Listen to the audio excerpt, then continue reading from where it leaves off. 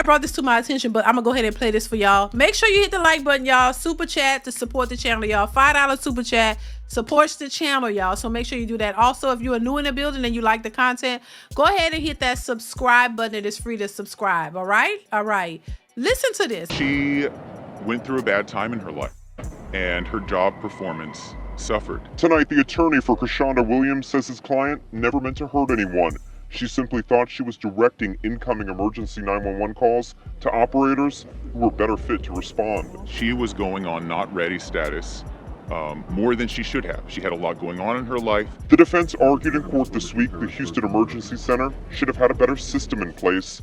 They say Williams needed help with her employment, not criminal charges. These criminal charges do nothing to make the Houston Emergency Center a better functioning call center for all Houstonians. They do nothing to fix the fundamental problems with the management and operation of the Houston Emergency Center. But the Houston Emergency Center wasn't on trial today, and every agency cannot create a fail-safe for any criminal employee. She understood that she couldn't just go on break hours at a time, so this was her way to game the system when she didn't want to work. Prosecutors say the evidence proved Williams' behavior wasn't a one-time fluke. Her short calls were times more than any other operator at the Houston Emergency Center. Tonight, Williams must serve 18 months of probation and 10 days in jail.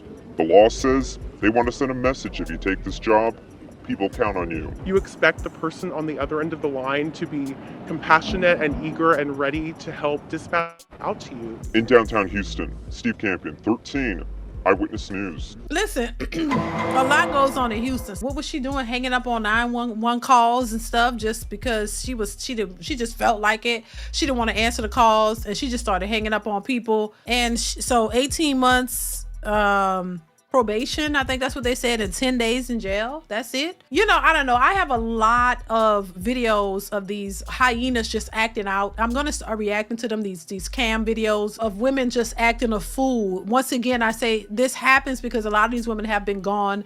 Nobody's checked them. And so, you know, they're shocked when they're held accountable because they're not used to it. And then they have the audacity to talk about men not being accountable. And at what point in time have men, especially black men, have never been held accountable? Come on, I'll wait, because a lot of women like to put that out there. Oh, men aren't black men, because when they talk about men, they're talking about black men. Black men have never been held accountable, and this and that. They need to be. No, women. A lot of women have not been held accountable. They've been coddled in a sense. You know what I'm saying? And now they're entitled. So that's what happens when you become entitled.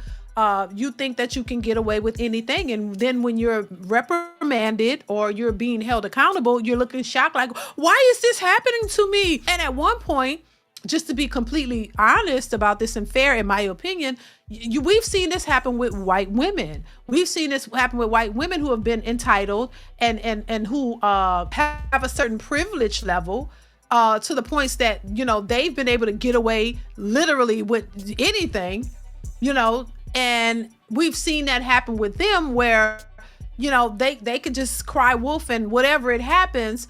But now we talked about how now they're being held accountable and how they just can't believe it. Oh, you're doing this to me?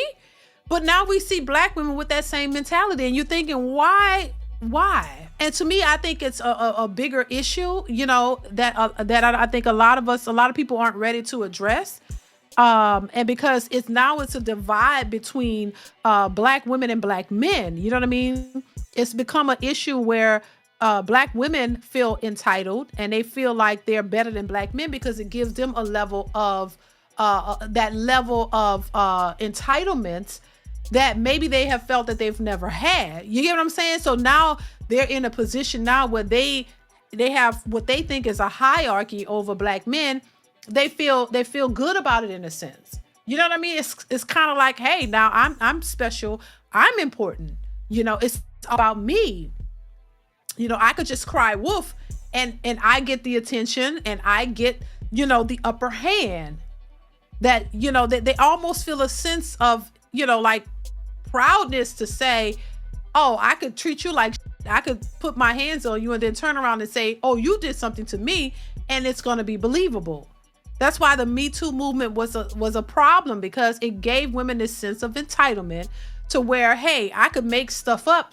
The Amber Heard whole case with Johnny Depp, that showed you right there. Hey, I could make this up And that was not, melanated people, and it wasn't us in that situation. But I think as much as black women like to say how black men follow white men, and I hear them saying that, I think it's also it's a projection in a sense, where a lot of black women, and not all of them, not all, a lot of black women follow the white women with that mentality, with the feminist idea and all of that. And I think a lot of black women have adopted that idea that came from the white women, and now they're using it against their own men. That's where, that whole mentality is not going to work. But I do think there's a level of that in how some of our women think and how they move. I think it was definitely something that was portrayed by the non-melanated women.